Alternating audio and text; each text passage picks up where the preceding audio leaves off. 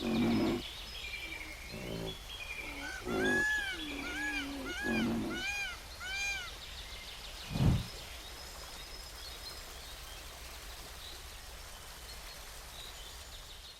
you heard our first speaker talking about the way that we are at the brink of a precipice, the perils of the third pole, you also heard from Her Royal Highness how believing in yourself can give you the power to solve problems, to look inwards and see how you can actually collaborate and attend to those problems.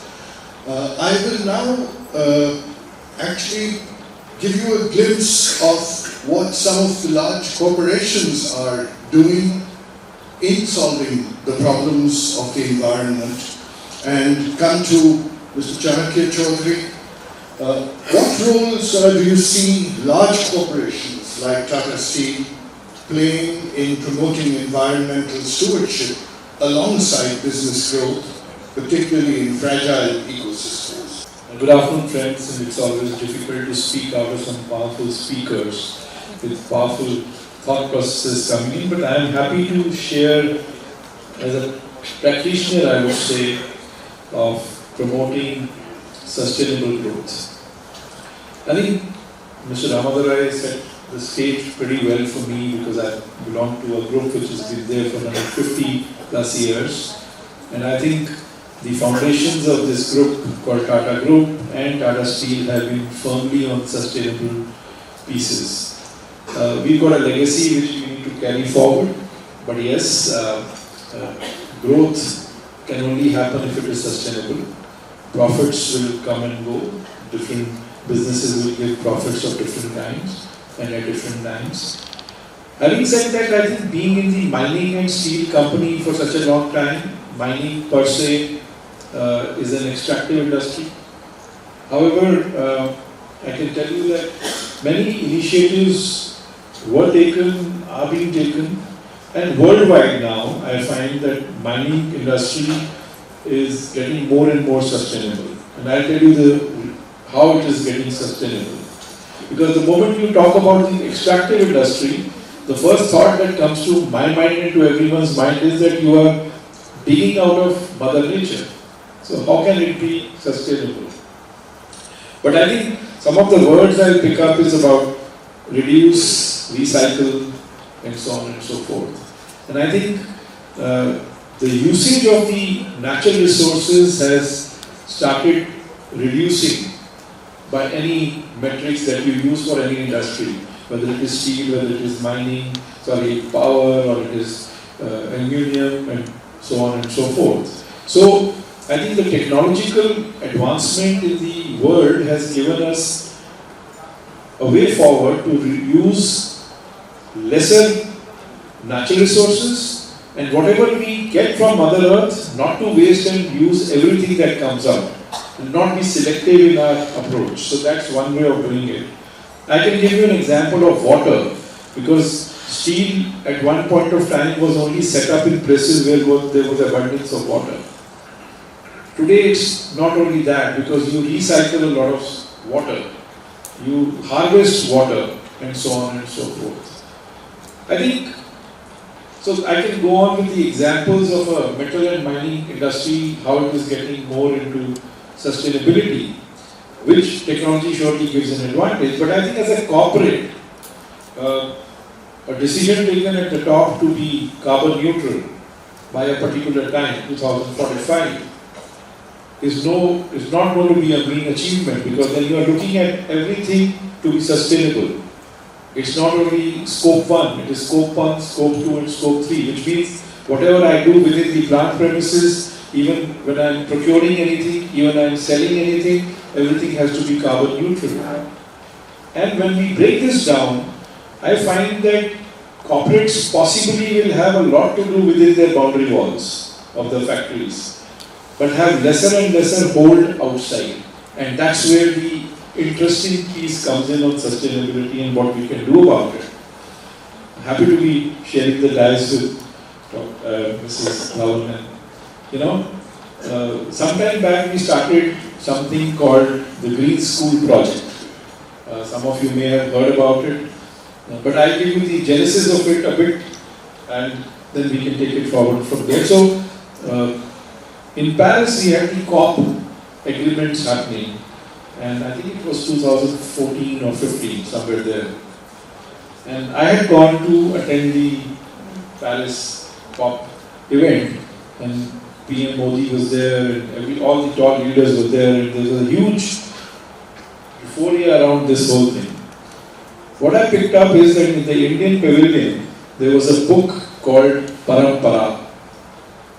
So I was a part of that delegation, so I got a book from that pavilion, and I got it back to India, and I was running through the pages. All it had was examples of how Indians live life sustainably. And some of it I could relate to when I was a child and growing up as to what used to happen in our households. You know, having these earthen pots for water and so on and so forth, and many other things, or earlier, that how the clothes used to go down and it was never looked down upon. I think a fantastic example of reuse. And frankly speaking, that book gave us a lot of thought, food for thought, and we said, why not start something on this whole Green School project, which starts from the roots. And it is better not to only tell our corporate friends, then do this and do that and stuff like that, and bring in policies. Start somewhere where it will really make an impact over a period of time. And we started with the schools. And in Tata Steel, in Jharkhand, Odisha, we have raw materials and steel plants. We have various schools in the operating locations. And we said we should start there. And fortunately, Terry was also running with the project called Green School Project, and we joined hands. And it's been on for now good 8-10 years. And it runs through the schools. So you would say, what's unique about it? It's not only the students in that school or the teachers. I think they do projects which run through the communities where they live. With the community leads, could be the sarpanches, could be the panchayats. So I think from a corporate side, we are trying to make a difference through the larger ecosystem where we exist. Hopefully, we're making a difference. Second piece, again from an example of Tata Steel Foundation, every initiative of the foundation, whether it is, we have some signature programs like education, health, tribal identity, development corridor, then we have these proximate programs on which happen around our operating locations like livelihood and agriculture and watershed programs and stuff. Every program is mapped to the SDG, the Sustainable Development Goal, whether it is impacting or not impacting. And hence we are connecting it back to saying that, whatever initiative you take, what is the metric by which you will measure? So for a larger good on the society. I can go on and on, but I'm sure there are many others with various thought processes. So I'll just stop here. As an industry or as a sector working in hard-to-abate sector, huge responsibilities to reduce carbon footprint. We are taking many decisions, including capital expenditures, which will reduce. Having said that, I think we as responsible corporates and being a part of Tata Group have a role to play in shaping the society we live in for a better future for all of us and the newer generations which will come in. Thank you so much. Thank you so much, Dr. Chaudhary. I now come to Dr. Vibha Dhawan. Delhi has been on the forefront of promoting sustainable development through scientific research and innovation. What role does research play in shaping effective policies for preserving ecosystems like the pole? And a follow-up question, with climate change accelerating, how can academic and research institutions work more closely with businesses and governments to create impactful solutions?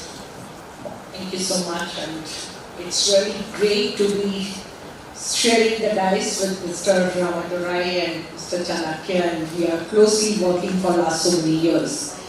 And some of you might be aware, but I'd like to repeat that again, that TEDIC was established in 1974 by Tatas.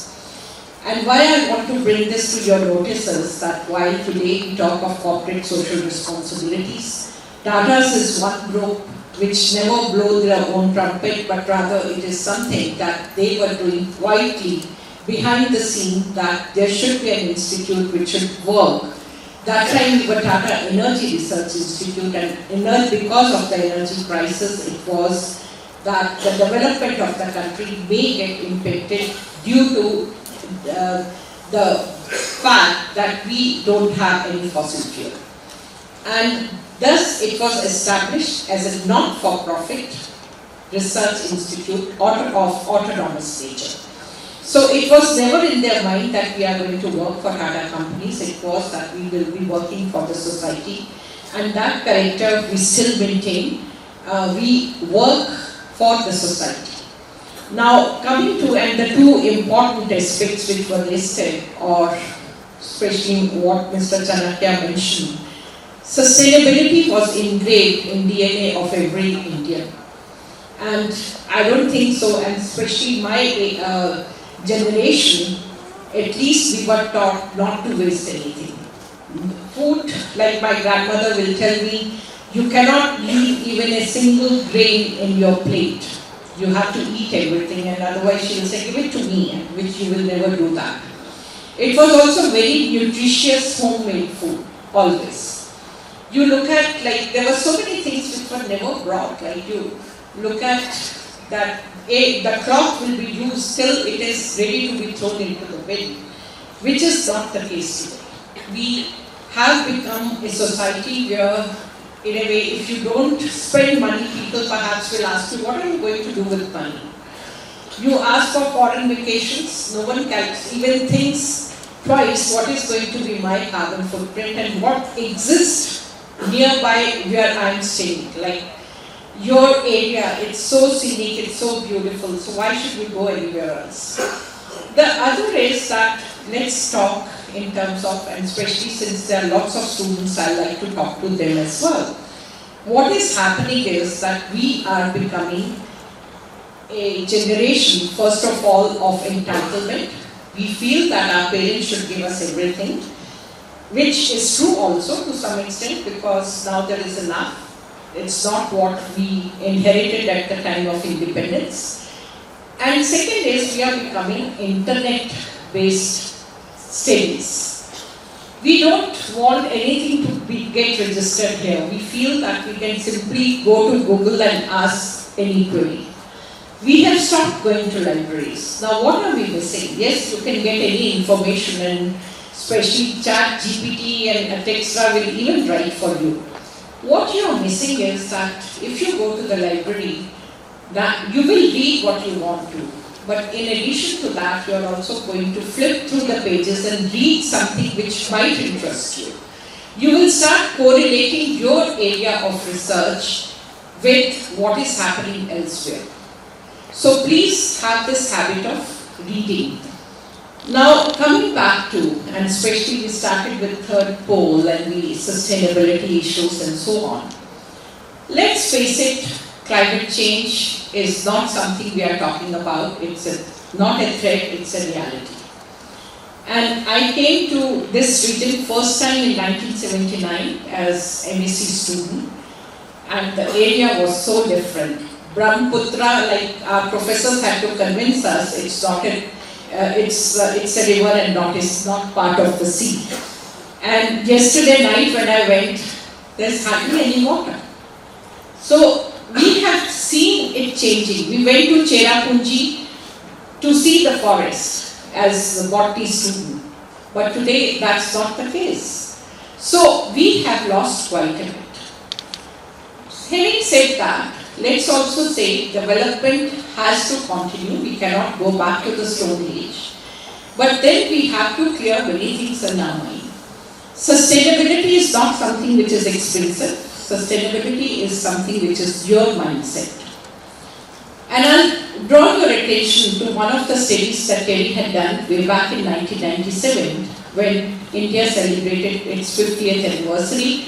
Everyone was talking about development, but we had courage, and of course that study again was supported by the corporates, where we said this growth is not sustainable. Not as activists, but then that book was Green India 2047, but then we brought another book, Disha, which spoke about how can you make this journey more sustainable, or 100% sustainability, and business as usual may not continue. Similarly, when you talk of renewables, it's again the same story. You have to have capex, but then it's going to pay its own. You talk of efficient buildings, you talk of transportation. What is lacking is somewhere long-term policies. We immediately look at what is going to benefit me 5 years from now or 10 years, maximum 10 years, we don't look beyond it. We have to look beyond it. The solutions are available, and you very rightly said academic institutions have to play an important role. I'll also stress upon that today the knowledge, like few years back we said it doubles every 5 years, but today I don't know, maybe it's just a year. And that has two things. First of all, I can't do everything alone, and partnerships are important at the research level itself. Indians are next to none. If you look at the global literature, I won't say from India, but Indians. They are the major contributor, they are innovators, they are hardworking. We have to provide the right opportunities in our country, and we also have to have partnerships with universities overseas. Let's look at example of renewables. It's not that all the discoveries were made in China, but the partnership, because discoveries were made elsewhere, but Chinese were the one who brought the prices down, and that's how the products have been commercialized. So that way, we really have to look into what technologies we require. Gone are the days when we were looking for partnerships or basically to get technology. Let's talk of co-development of technology. India is a unique country where almost 60-65% of your total production comes from SMEs. And therefore, when we are talking of greening, it's important that they all go green, and the technologies required are not available at the global level. And the technologies that you require perhaps will not be that expensive either. So you have to work on it. Now, coming to the last point, and that is again coming back to the climate change. This region is extremely important I should say, not for the region. The third pole is not just important for the region, it's for the planet as a whole. You talk of fresh water, you talk of Himalayas, the entire airflow, everything will get impacted if this area is not conserved properly. We really have to go for all measures to control it, right from tree plantation, looking into biodiversity, but let's also look into how the new tools can be integrated, because today we have capacity. How do we multiply the superior quality planting material? How do we ensure that diseases are taken care right from the beginning? Can microorganisms, the soil microflora, help the plant both for carbon sequestration as well as for its growth? So if we do all that, it will be that from less or per drop, more crop kind of, that you are ensuring that you are sequestering more of carbon dioxide, and at the same time you are getting higher growth. The few things, good things which have also happened, and that is for a farmer, it is why should I take care of trees? But today there are possibilities that you compensate them through carbon credits, and that is how they will take care. We are talking of doubling of farmer income. It's not everything has to come from the crops they grow. It can be the agroforestry trees, it can be horticultural species and so on as well. And even in agriculture, because we are talking about increasing cases of cancer and so on because of excessive use of fertilizers, insecticides and so on. So if we shift to nano fertilizers, and maybe I'll take a minute to explain what it is, that you give urea, you broadcast it on the crop, but then somewhere if you break this urea particle, which is then becomes nanoparticles straight on the leaves, it's 100% absorption by the plant, 100% utilization of the plant. So you don't pollute your air with nitrous oxide. Your nitrogen doesn't get into the deep water aquifers and so on, and that is how it becomes far more effective. And then the farmer will also get carbon credits because they are not polluting the environment. And it goes without saying that we have to take care of our natural resources, and water is the most important one.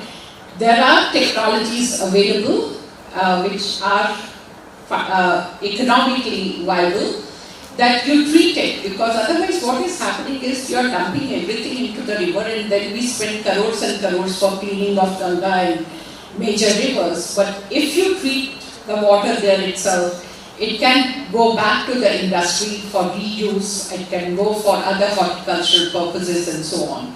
So reuse of whatever you produce is extremely important, and I encourage you to visit TERI's website, and in fact we have brought out whatever technologies which we could, I won't call them commercialized, whatever technologies which have been implemented at large scale. Those have been listed over there. There are 45 such stories, very simple solutions that can be adopted by the society. So please visit that, and there are many more, and I don't want to take much time. Thank you so much for your attention. Thank you. There are solutions available. If you just seek, you will find. Thank you very much. I now come to Dr. Jani Vishwanath, founder of Healing Lives. Dr. Vishwanath, Healing Lives focuses on empowering communities. Could you elaborate on how grassroots engagement can drive transformative environmental outcomes?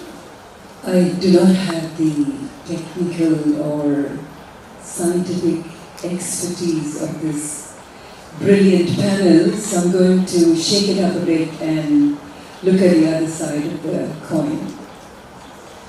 If the top floors of a building are falling off, what do you think is the reason? Exactly. The foundation needs to be strong, right? And to enable zonal change, regional change, intercontinental change, and finally global change, what do you need to do? Individual change is the first thing, right? Yes or no? So unless you change yourself, how are you going to change the world? Now, so let me go back to basics, because that is what I specialize in. I'm a very basic person. From a fisherman to a farmer to the president or the CEO of a multinational company, what is it that everybody is looking for? Come on. Success and happiness, right? Unfortunately, these two words are misused and used interchangeably in misunderstood ways. Success is all about your net worth, and happiness is all about your self-worth, right? Now, I'm going to talk to the youth here, because that is the future. You are the future. And let me give you a tip on how to get success. Don't work hard. And everybody's going to throw me out. Don't work hard. That's not the path to success. Instead, work smart. And how do you think some people are successful and others not? I'm sorry, I'm digressing here, I'm just going with the basics. So, how do you think some people in the world are successful and others are not? To attain success in whatever level you dream of, it is important to know what your strengths and your weaknesses are. Only if you know what your strengths and your weaknesses are, will you be able to recognize what you can do and what you can't do. And why is this important? It is important because you will focus your time and effort on the things that you're good at and not waste your time on the things that you can't. Right? And these are your strengths and the weaknesses that you're talking about. So unless you know your strengths and weaknesses, you will never be confident. And if you're not confident in yourself, how can anyone else be confident in you? So this is the first step for success. I'm going to come to happiness later. And how many of you really know your mind? You're all entangled by what we are fed, either by the family, the friends, the society, the peer, the teachers. We're constantly bombarded with disinformation and misinformation every single minute of the day. Right? Take time, pause, take a deep breath and understand yourself. This is you, this is your core. Don't let anyone else control your life. Because if you don't know what you're going to do in your life, people will start directing the course of your life. And very soon you'll be living their life, not yours. Right? And the power to empower yourself and others is within you. And some of you just don't recognize it. Now, let me tell you a small story that just came to my mind. Sorry. I'm a storyteller, this is what they call me. A French photographer was in Sri Lanka visiting an elephant orphanage. Now, this orphanage had about 200 elephants, from baby elephants to big grandpa elephants, right? And what he noticed was that there was a small picket fence around the whole orphanage. There were no steel, cages or gates or nothing, just picket fence, and forget the elephant, even a man could easily kick it off and run out. Now, he saw that every elephant was tied to a small little pole, very short pole, a rope tied to it, and it was just standing there eating whatever was given to it, etc. He was very curious. So he asked the man, the caretaker, working there for the last 30 years, how come there are no fences? Aren't you afraid that the elephants might run away and cause a stampede? And the old man says, no, that's not going to happen. And he asks him, the French man asks him, how can you be so sure? He says, sir, I've been working here for 30 years. When the elephants come here, they're babies. They don't know anything. At that time, we tie this rope to their leg. They try to pull away, but they can't. So they grew up thinking that they can never break that rope. They can't break that chain because they haven't been taught to think otherwise. So this is the problem with each one of us. The rope is not around our legs, it's in our minds, right? Break free of these chains and you will be amazed at what you can achieve. And the global change we're talking about, the third pole, North Pole, South Pole, Earth, planet, everything will fall into place if we start enabling the change here, right? So all I want to tell you all is that your life is precious. Every life is precious. So when you start respecting yourself and you start respecting every other life, and that is what you will receive back in return. And let's not forget that the grassroots is where the problem starts and the result comes in. They also face the worst whiplash of every problem that occurs across the globe, right?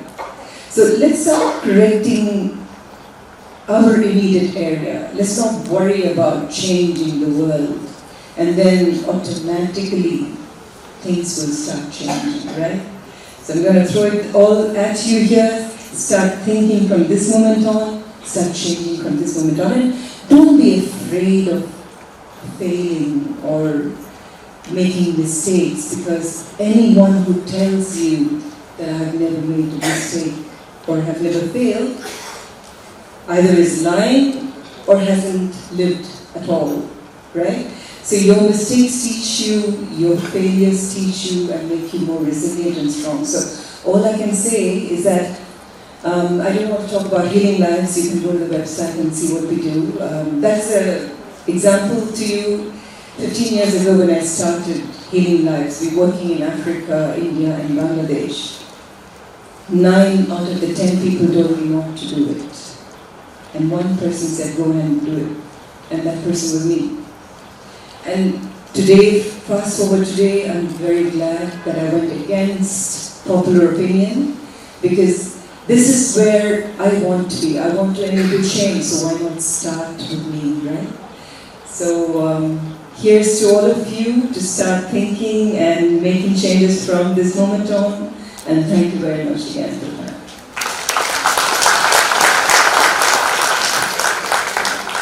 Thank you very much, Doctor. You broke it down to absolutely the basic issues. Start with yourself. You've heard all the panelists, at least deliver their main messages. I think this is a good time to open the floor to questions. Is there a mic in the... okay, good. So please raise your hand and I'll come to you later, sir. First the students get the opportunity. Are you students, sir? No, you're not. Okay, first students. Yes, okay. Hello everyone. My name is Priyanka Kumari Kushwaha. I'm a research scholar from the Department of Political Science. First, my special greetings to all the panel members. I have a very important point in my mind which I would like to raise here. I have seen and every one of us have felt about the policy formulations. The problem is not in the formulations, but when it comes to grassroots level, especially when we talk about the implementation of the policies, we find it to be very ineffective, or just say not being able to gain the goals which were set. And when we talk about the third pole, we find there are numerous and diverse communities, there are different cultures, and it is also a place of diverse species and lives. So my very simple question is, anybody can give the answer. I'm not trying it to any specific person. The question is, how do you approach, or what is your take on localization of sustainable living, of different practices, measures in the third pole? How do you localize it in the third pole when we talk about the strategies and the policies? Because the third pole is, obviously I talk about there are different communities, cultures and lives. So it's very important to look into the localization of the policies. Thank you. You're talking of localization. I'm from Gaon, I'm a Tibetan refugee from a Basti. So I used to go to forest to cut wood for our house, cut grass for our house. Now this is the problem. Okay. So the climate change, global warming, deforestation happened. For thousands of years, tribals, indigenous people, we live in harmony with nature. We know which tree to cut, because you always log the tree, right? Whichever tree is drying up, we cut it, because if the tree doesn't make noise, the tree is wet. To carry it also very heavy. So we are very smart. We knock, whichever makes noise, which is dry, if to carry is lighter, we cut that tree. So we know that tree is going to dry anyways. So that's how we cut our trees, right?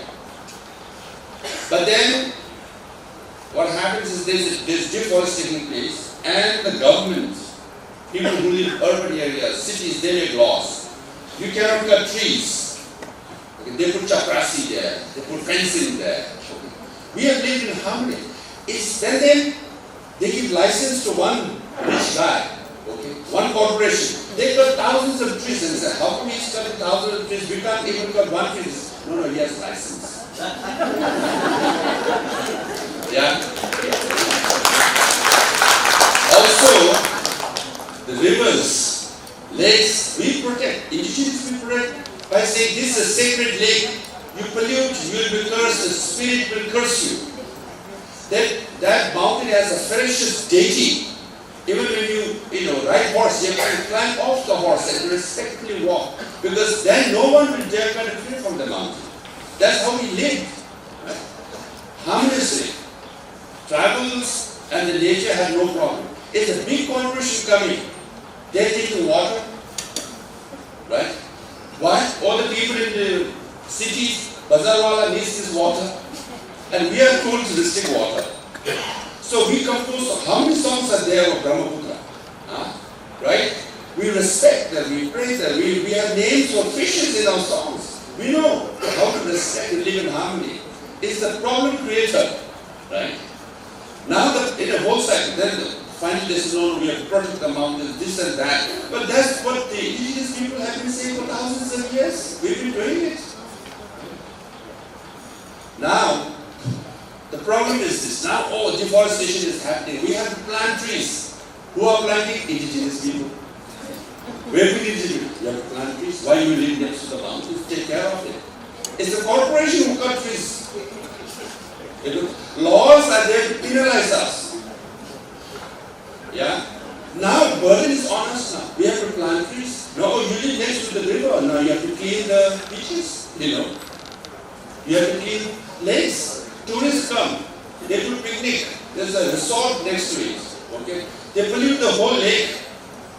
Next time, you travels next to it, so you should clean it, So it's a whole, because when they made policies, they never took input from the local people. Had they taken input from local, they would tell you, we can do it thousands of, we have songs to prove, we have poems to prove, we have books to prove, we have indigenous knowledge to prove how to protect this. We don't need chaprasis and police in forests to protect this, We need chaprasis for these deforested companies who cut trees, right?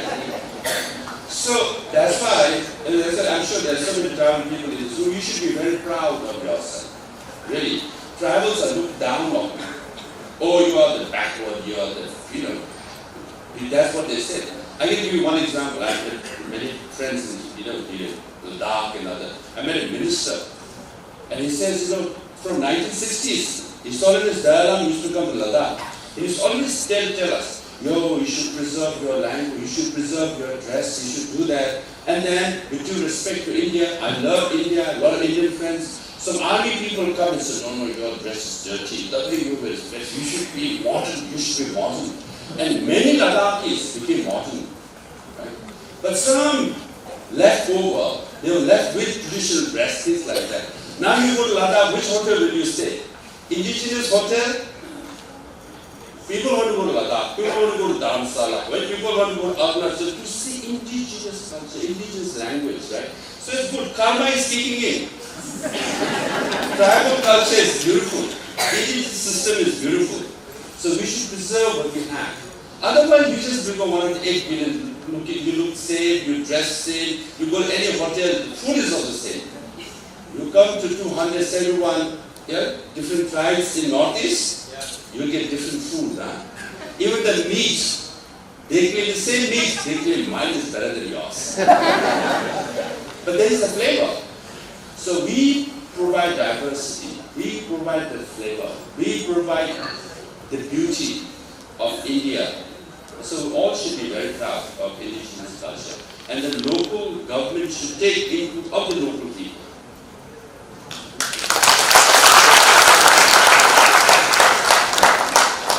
The faculty can now come in. So thank you very much. I have two questions. One question is to Her Royal Holiness Queen Yamini. I have read about the community of your community and also the country and the culture. Now my question, you have given a very strong critique of the existing development paradigm. Now my question is very simple. You represent a community and you have been struggling or you have been striving to preserve the community, its culture and its development practices. Now what kind of confrontations you have or what kind of challenges you have in terms of challenging the given development paradigm in your country itself? What have been your experiences? We'll be very happy if you enlighten on us. The second question is to all the panelists. Three of them represent the Tata community and we have a lot of respect to the Tata community. If you look at the UN conventions on planetary preservation, environmental ecology, they have been constantly focusing on one thing, that you have to preserve human dignity, you have to preserve equality, freedom, dignity. And without preserving dignity, freedom and equality, you cannot preserve the art or you cannot preserve the environment and ecology.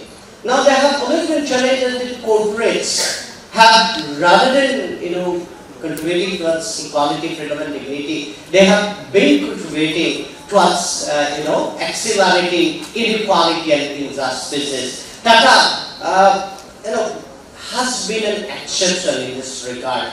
So what will be your kind of reflection on that? The kind of economy that we have been having in the country today can really contribute towards preserving the community that Queen has talked about, and also the communities that India has been struggling for. Okay, thank you.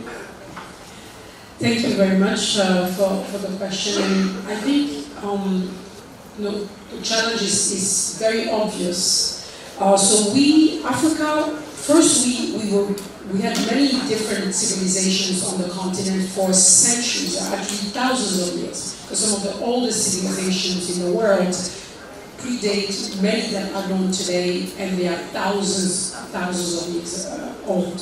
And they've been very sustainable. And it's quite surprising when you study ancient African civilization to see that the way the societies were organized, the economy was organized, it was all about sustainability. And we have also all the same, the deities and the sacralization of the environment in order for us to live in symbiosis with it, profiting from it but not destroying it, and making sure that our practices were such as we left enough time for the environment that we use for our benefit to restore itself. Of course, we have a couple of centuries of then depopulation of our, to then go build the new conquered lands of the Americas and the Caribbean, and decay of all our society, colonization. And when you think about colonization, imagine that in Congo, when Belgium colonized Congo, Belgium killed about 14 million people for the culture of rubber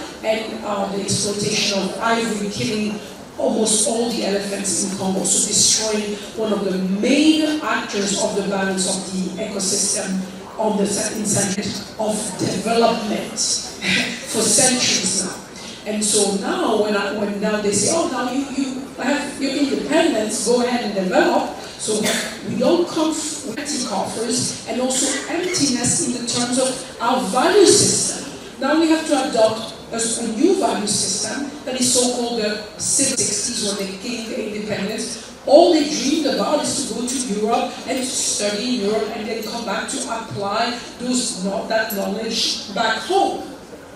But then this is not really different, as a completely different culture. You're going to want to superimpose a Western culture with their Western values that actually are very. And if we have to look and open the belly of capitalism, how can capitalism be a driver of sustainability? When it's actually the opposite. Capitalism requires of you to just keep plundering and keep taking into nature a finite structure and keep infinite, to build infinite profits. You have to keep plundering and you have to keep destroying. And you cannot just invent out of thin air. All this technology does not live in the ether. Even the technology that we pretend to be sustainable technology alone, you still have to dig in the mountains and in the ground of Congo to get the lithium to build your battery for your e-vehicles. So it's something for me like almost like a hypocrite dialogue when we want to just talk about certain things. And I've been to all these forums, the COP, all these G20s and all these forums where we speak about things, but then in reality it doesn't translate to the reality on the ground. And as my sister talked about simplicity and being grounded, is to realize how people live and what do they really need. People just need food, they need a shelter to be safe at night. Most of the time in our region we can live outdoors, so we don't need mansion with air conditioning, we don't need all of that. And they need decent clothing. But in all those choices, the basics that we need to fulfill, if we make the choices contrary to our culture, they are also not only political choices, but they are also economic choices. If I decide to dress as one of my sisters producing beautiful local clothes with the local culture, you're also promoting local economy and you're promoting local sustainable practices, as opposed to if I want to buy my clothes made in China with the cotton that came from Congo. In immense, industrial agricultural complex where now we're destroying the earth, we're producing the cotton, we're shipping the cotton to China, so the cost of transport and the pollution for the transportation, we produce in China with practices that are just, to make money, and then now we send it back to sell in Africa. So it's like nonsensical. But this is what capitalism looks like. So we have this, that's why for me, when I talk to my communities, because their aspiration, I can tell you, I go to villages, they build with mud homes that are extremely, not only sustainable, but the best adapted to the climate. But they want a concrete house, because a concrete house spells development. So it doesn't mean that it's good, but it spells development, it spells civilization, it spells fancy. And we have to get off of these habits of thinking that the one who came to colonize us is the one who's holding the keys to all the answers. We have to now liberate ourselves to challenge that. And to say, and I have to teach them now, no. We can build houses in mud and they're okay. And guess what? To convince them, I have to go get a white person in America, a white person in Europe, who's an engineer, who's building houses, mud houses, to convince them. Because we are so brainwashed to think that the only solution can come from them. So that they are specialized in breaking things. So how can we depend on them to fix anything? So we need to divorce from this attitude and to really reaffirm our identity and to reclaim our authority over knowledge, over know-how. And this is what we need to teach our children and let them explore the capability to come with sensible solutions. But again, I'm going to come back, like most of the people in the panel mentioned, we need to go back to the sacredness of our relationship with the external environment. Understanding that external environment also feeds the internal environment. Because there is a trade-off with disrespecting the external environment and plundering and doing and abusing it, and the happiness that my sister is talking about.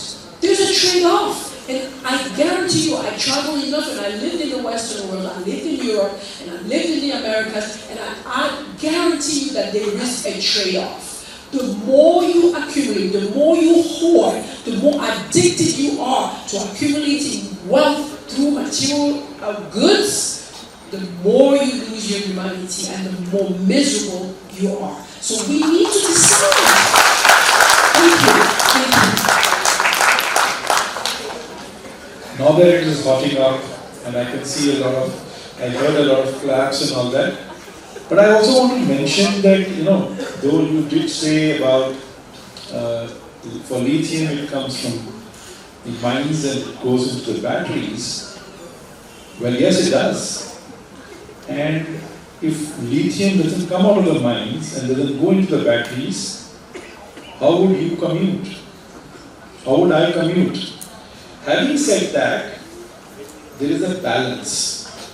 And we need to create that balance as industry, as I would say civil citizens, as policy makers, as policy implementers, and as consumers individually and collectively. Your points are valid that if I start hoarding, then I am breaking the chain somewhere. But having said that, you cannot be on the left or on the right. The sustainable development is in the middle. And you need to create a path, all of us have to create a path, which is sustainable development. If it is only sustainability, I started by saying that I read that book, Balipara. I can go back 40, 50 years to what my grandfather and great-grandfather was doing. Are we happy to do that? And I'm leaving this question for all of you as youngsters, because you need to get an answer for yourself. We've lived more or less, we are on the other side of life. You guys are starting up your life. You need to decide whether you need sustainable development or you need to just live like our grandfathers and grandparents were living. Both have its pluses and minuses. Nothing wrong and right about it. However, the second question I was wanting to answer, which was about, and you did allude to it in terms of whether capitalists can create a, should I say, a equal society. I have been a part of Tata Group. I am sure Mr. Ramadorai would have more thoughts on the subject and more insights. But I can tell you, when I joined the company, there used to be a very strong slogan which used to say, equal opportunity employer. I'm talking about 1988 when I joined the company. Surely I didn't understand it fully, but I have seen the way the company has operated over the last 36, 37 years I've been around. When I say equal opportunity employer, it means the same as any one of us can understand. It has actually been on positive discrimination on many of the issues. Having said that, today we actively recruit transgenders in the company. We have about 150 to 200 transgenders. And if any one of you comes across Jamshedpur or in our mining places, you can see some of them operating the heaviest of equipment. It's all about skilling. It's all about training and getting into their job. It's not about my inclination versus yours. It's not about how God has made me and you. We could be different. Similarly, we have an initiative called Sabal under the Tata Steel Foundation, which deals with people with disability, to ensure that first of all there is a huge amount of mapping slackness in the society.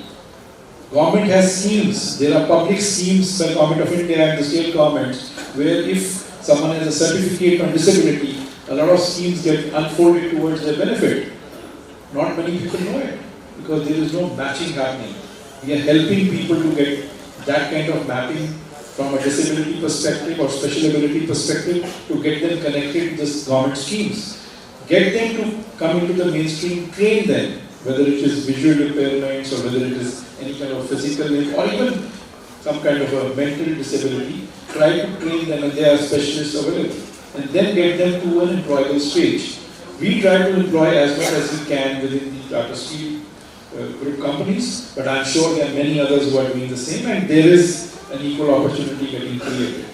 Having said that, just to take a last piece at what you mentioned about capitalists How can they create? They will look at profits and they will go on revenue maximization. Surely the capitalists will look at how much money is being plowed in, how much can come out, but it's also about what comes out, how it gets utilized. Many of you may be already aware about the Tata Group and the Tata Sons and Tata Trust holdings. The Tata Trust holds about 66% of Tata Sons. That means 66% of the profit goes into the trusts. And I can assure you that whatever I have seen, and Mr. Ramadura has been a very, very active part of that, Tata Trust does everything to bring back that equality in the society. Ensure the gaps that we see from the Tata Trust side are filled up to a large extent. And I think it's not about one corporate or one individual, it's about everyone in the society who needs to play a game here. And they have to play their part. Whichever area I am, I have to play my part. It's very simple to say someone else has to do it, but surely not. Each one of us has to play that part, individually and collectively. Until the time in India we do it, we have a fantastic and a bright future. I can assure you that. Thank you so much. We have about 10 minutes. I'm going to take 3 questions from the floor. So I'm Preetham Paul, studying mass communication, first semester in this university. So I had a question that Dr. Viva Dhawan told about promoting economically viable innovations. So it will also boom production in my thought. In that way, environmental security and innovation can be seen as a threat multiplier to the environment, as spoken by Dr. Richard in his speeches. Please, one question. Yeah, okay. So my question to Dr. Yeah, Dr. We must have equal opportunity. Yeah. So the exposition of this third pole has started and it has got momentum. It's very good, and thanks to Balipara Foundation that you have given a momentum in this part of the country also for this very required exposition. And the debate also has started that acting on the third pole. So, but acting on the third pole requires a cohesive interfacing of the politics, but the third pole geography is with conflicting politics. So don't you think that it requires a very, you can say, interlinked, cohesive geopolitics to act on the third pole? Hello. First of all, we welcome all the esteemed guests to our esteemed university. So my question has 2 parts. The first part is addressed to anyone who would like to read, and the second part of the question is addressed to Mr. Chaudhary and Ramadura sir. So the first part of the question is about the use of plastic in our nation. India as of today produces 9.3 metric ton of plastic. Don't want data. Only want question which you want to know the answer to. Sir, the question is related to the data. Because it's the news yesterday, that's why I am asking. Okay. Yeah. Sir, India today produces 9.3 metric tons of plastic, and it is 20% of the global plastic usage. So I will refer to the March 2022 United Nations Environment Assembly mandate, who wanted to create an international alliance to ban the use of plastic, but India has not agreed to that. Of course, the question of accessibility and affordability comes into being, but we see countries like Rwanda, Peru, and the European Union who agreed to ban the use of plastic. So, my question is that how do you suggest to curb the use of plastic, keeping into account the accessibility and the affordability? We see the Tata tea and the Tata salt packaged in the plastic as well. And sir, the second part of the question. Sorry, I think you expanded your question. Your question really was how do you curb the use of plastic? The second part, sir. Sir, yesterday I saw in the news. Sir, the Gauhati project is the talk of the town. So the Gauhati project happening in Bhutan, who are wanting to create a carbon-free emission town. And so my question is to Chaudhary sir. How do you see the role of a company like Tata and other giants as they are welcoming carbon-free emission industries into Bhutan? So my question to you is that. respected Majesty, and my distinguished members here. I'm a student of Political Science Department in the first time. My question is that are these small-scale initiatives sufficient to address the fragile Himalayan ecosystem, or is there any need for larger approach, like we see the grassroots activities like planting, cleaning, but the big projects like hydroelectric projects are going on in the eastern Himalayas regions. So how to deal with these issues? So do we need a more decentralized approach? So this is my question. I think that's the order of the day across the world today. Most of the countries, I would say, have their own targets to ensure that the carbon footprint within the country is reduced. So a lot of work is happening. I can give you examples from the steel industry itself, because we operate in UK as well as in Netherlands. And in UK, possibly you would have seen some news items where we have shut down the blast furnace and we are now setting up an electric arc furnace which will use only steel scrap. So there will be no coal and iron ore being used for steel making. And that's predominantly done because the government's decision of reducing carbon footprint and reaching carbon neutrality by so and so year has to be met. So for this kind of a change that we are seeing in the world, and similar is in Europe as well. So this kind of a change brings to fore something which I had mentioned a few minutes back, that everyone has to have a skill in the game. Everyone has to play their part. So if you look at the way steel will get manufactured in UK, it will be more expensive, but it will be on carbon side, it will be, I will not say carbon zero, but it will be carbon, reduced carbon. So the customer will pay higher for that steel because it has got lesser carbon.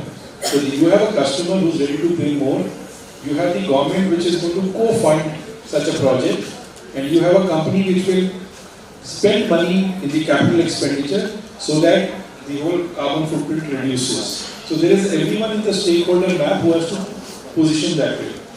Similarly, countries are now bringing in something called the CBAM, which is Carbon Border Adjustment Mechanisms, that I make steel in India through the iron ore and coal route and I take it abroad. They will say this has got embedded carbon, right? So you need to ensure that the carbon neutrality brings in, so I'll pay a penalty to that to enter. It's like a carbon tax, right? So I think many countries are coming in with their own formulas and plans. India needs to also look around. There are discussions happening in Delhi. The other very advanced stage, Government of India is looking at procurement policy for the government. That means government procures a lot of material for their own projects, infrastructure, roads, railways, etc. They are bringing in something called the green policy within procurement. So that's going to come in. On the plastics side, I think you had a question on the plastics as well. I could not understand, you said some of the products are being packaged in plastics and stuff like that by the Tata Group. I can't answer on behalf of Tata Group. I can only tell you that banning plastic has been the order of the day for the last many years in various Tata Group companies. At least I can talk about Tata Steel fully. And whatever plastics are volunteers collect, because there are rivers which are cleaned out from time to time and they collect plastics. We have a way of reusing the plastics for road laying. So there are many roads in Jamshedpur which are made out of plastics. So I can only tell you that, but others I think will have some more examples for you. Thank you so much. I'm not taking any further questions right now. I'm going to go one by one across the panelists who may wish to address any of the questions heard so far and or sum up the points. Each of them get 2 minutes to do that. We are now running beyond schedule. Well, first of all, I'd like to say that we are not going back to the Stone Age, and therefore development or sustainable development is going to be the mantra. Second is all of us are responsible for the changing climate. The impact of changing climate is different on different stakeholders, and unfortunately the impact of climate change is going to be more on the third pole, and therefore we should be very sensitive towards what can be done over here. Third is we are talking of global problems, like we are talking about plastic.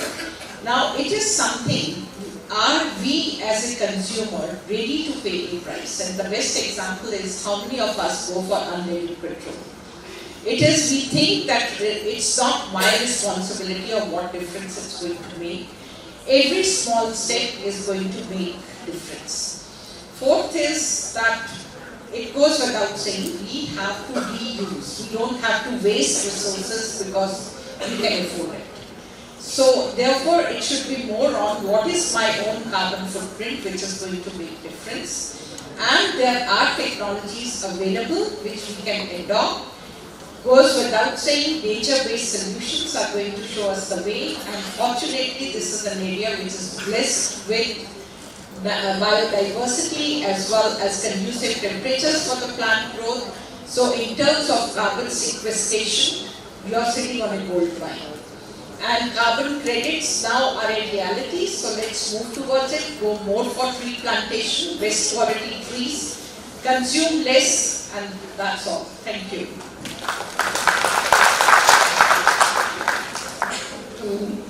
For me, I'm going to summarize by saying we really need to revisit the paradigm. Saying that we need to reconstruct a new paradigm doesn't mean we have to go back to the Stone Age. First of all, we were not in the Stone Age. That's a view that is very Western, to judge everyone else based on their own measurement and metrics. Our civilizations were quite advanced, and there are still things in our ancient civilization that we cannot replicate today with all the technology we have. So we had science, we had understanding, and it's about informing our decision-making, informing our creativity with our heritage.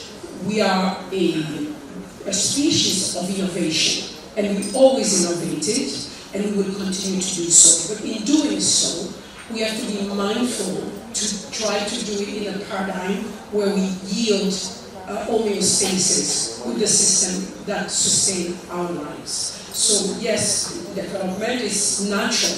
Nothing ever stays the same. But how is the big question, and to be able to be courageous enough to divorce the paradigm where only one people hold all the answers. That's really what my message is, and to work more together, to collaborate, and to use our heritage as foundation, even in our core belief system. Because that core belief system is what will be the driver of our thinking process and our innovative actions. So this is what really is the most important. Collaboration between all of us. The so-called global South is essential to reclaim, our dignity as well, and to reclaim the potential that we have to develop and do good things in the world. Thank you. I'd like to go to Dr. Lobsang Sangbe for his concluding remarks. We're talking global warming. Forum was also warming, so I just thought of hit it up more by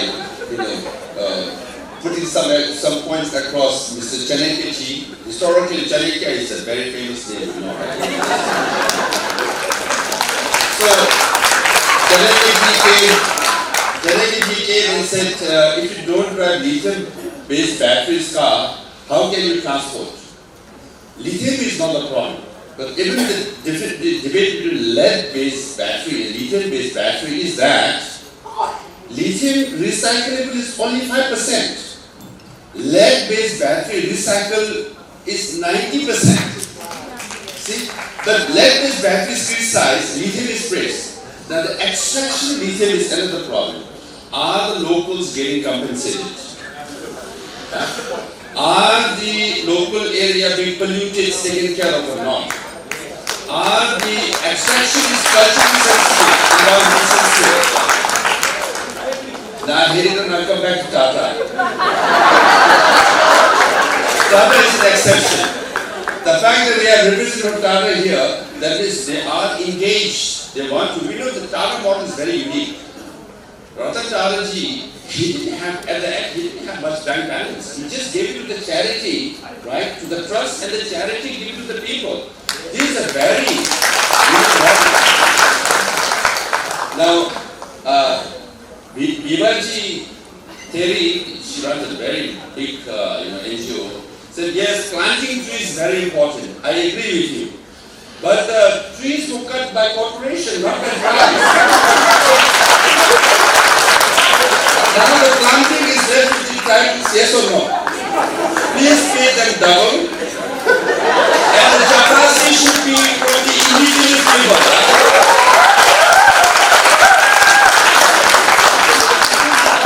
And Her Majesty, I am coming to your support.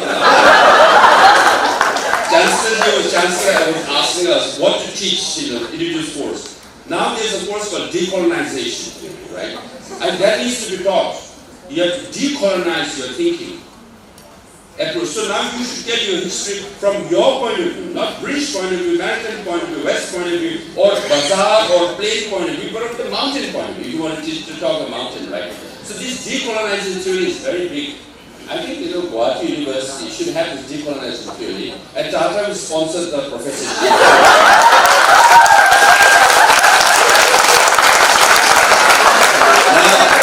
Now that's it. No. He said decolonize, and let's take the help of Tata. Tatas are colonizing by going across the world and creating operations. So, then we are getting a reverse migration. But employment generation and sustainable employment generation is the core of everything which we do. But then Tata has rebought Air India, no? That shows, see, sometimes you can buy back what belongs to Tata. Now the question, yes, the whole of Himalayan region is conflict area. From Pakistan, even Bhutan and Nepal, now there's encroachment from China side. If you have read the August 2024 article, New York Times, border villages being built, right? So that's the problem. It's the militarization is the problem. Scientists don't have access now to do research. So the damming is happening, mining is happening, urbanization is happening, and the 70% of Tibet is permafrost. It's frozen ice. With the global warming, when it melts, all the sand will come down. Silting of the rivers will happen, flood will happen. So yes, demilitarized, that's why zone of peace, buffer zone. Even the Chinese scientists are saying to declare Tibet as a third pole national park. So Chinese scientists say we have to protect third pole for their sake. So the Chinese government should listen to their own scientists, and then yes, COP30 should prioritize third pole. And then all these downstream countries from Tajikistan to Afghanistan all the way to Vietnam should form a coalition and insist China should sign UN Convention on water sharing. Downstream countries depend on water flowing from third pole, and we must have access. So yes, this is very important.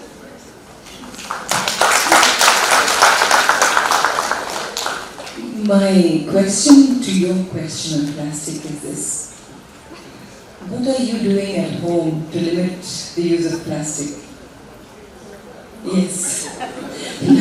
Starts with you. So, unfortunately, there is no hopeful answer to that, okay? Let me give you just a glimpse of the global figures, yeah? Last year alone, 400 million tons of plastic waste across the world.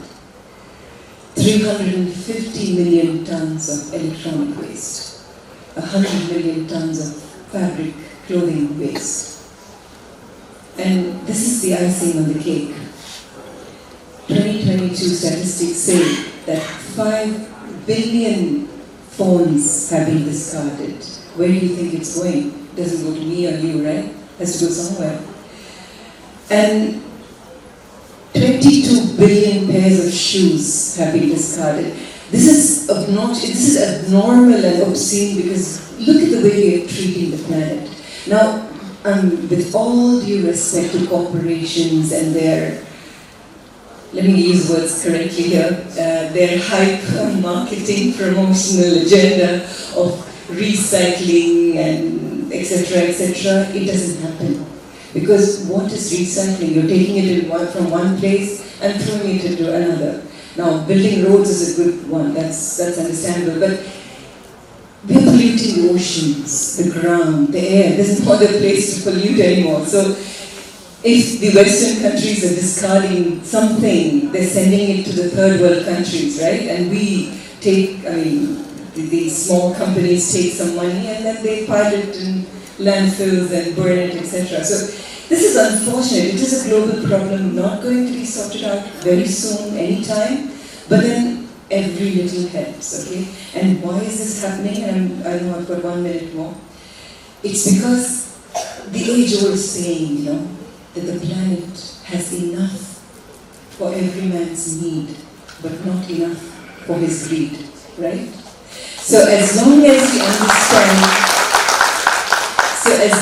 understand, you need to understand, and we need to understand and I've been listening to everybody. Nobody's saying go back to basics or go back to whatever age, because every age is beautiful.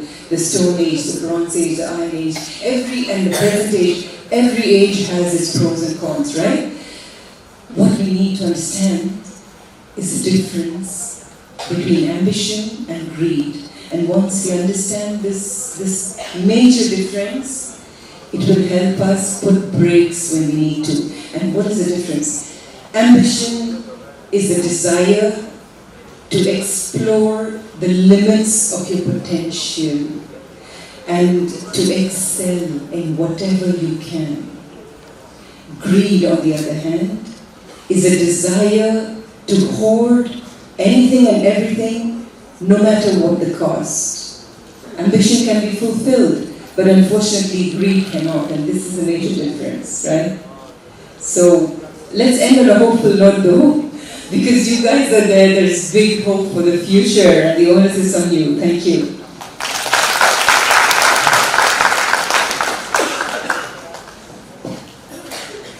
I think it's time all of us are waiting for lunch. First of all, I would like to thank all the students for making it very lively. That's first. Thank you. I think some of the key messages, and my request is you should believe, because I'm only close to 80 years old and been a part of that group for 53 years.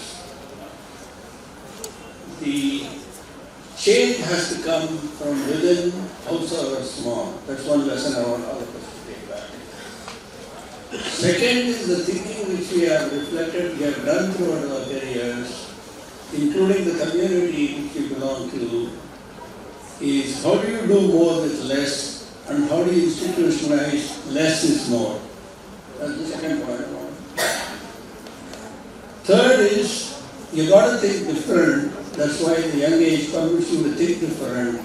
And no idea is bad, even if the other person does not like it. So how do you solve that? By collaboration. And collaboration for global good and including sustainability, that is an absolute must. I think we also practice, and more importantly it's needed, reuse, repurpose, reflect, and remember the good things, and take it as a positive feedback. And the technology relevance and the research is going to be absolutely crucial. Without that, we cannot see a future, and that's why collaboration and academic institutions like this, with regard to the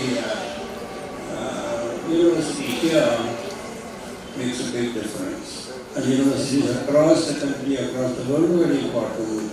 We put community at the center of it. Other takeaways for me is Dr. Sangye, in addition to all his capabilities, is also a great actor. So next movie you can take it. And I think the Tata viewpoint came very clearly with almost 1 million plus employees across. The ability to scale and deploy these messages for global good.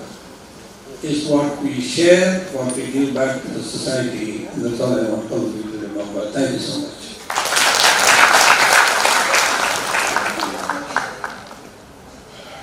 With those very, very wise words, we'd like to bring this particular session to a close. Thank you very much, Mr. Vice Chancellor, and all of you at the Gauhati University, to Balipara Foundation, and thank you, each one of you panelists. I think it was a very, very sparkling session with wisdom from all of you. And I really thank you, students and faculty, for your attention and participation. Thank you so much. Thank you. As we bring the 12th Eastern Himalayan National Mix. Just thank the moderator, please. Your thanks to the moderator. You did a terrific job. So, as we bring this forum to a close, let us take a moment to reflect on the past 2 days. Well, this forum wasn't just a conference of ideas, it was a celebration of resilience, a commitment to action, and a testament to the power of collaboration. Well, our heartfelt gratitude to Her Royal Highness Queen Diambi Kabadu Suedana and her daughters. Our gratitude to our very respected Sri S. Ramodarai sir. Our gratitude to our moderator, Sri Indranil Gupta sir. Our heartfelt gratitude to Sri Chanakya Chaudhary sir. Our gratitude to Dr. Lobsang Sangye sir. Our gratitude to Dr. Bhima Dhawan madam. And of course to the Hinjali Vishwanath madam. We also express our gratitude to the founder president Balipara Foundation, Sri Ranjit Bordhakur Mahoday, and the Honorable Vice Chancellor of Gauhati University, Professor Dr. Gopal Mohammed sir, for orchestrating this impactful initiative, and to everyone present here for making this event a resounding success. And as we part ways today, let us carry forward the inspiration and the purpose which was ignited here in these 2 days. And then let us grow into a legacy of conservation, inclusiveness and sustainability for generations to come. And thank you everyone, Dhanyavad, and safe travels as you journey back. I request all present to kindly rise for the state anthem.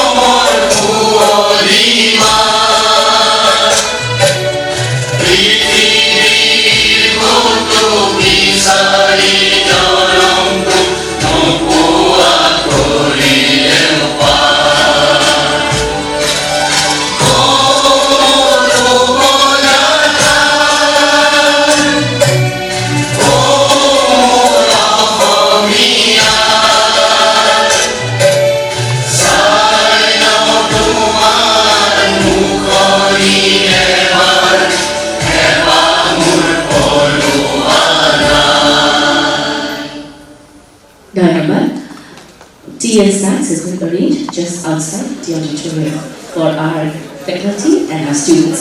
Dhanyavad, namaskar.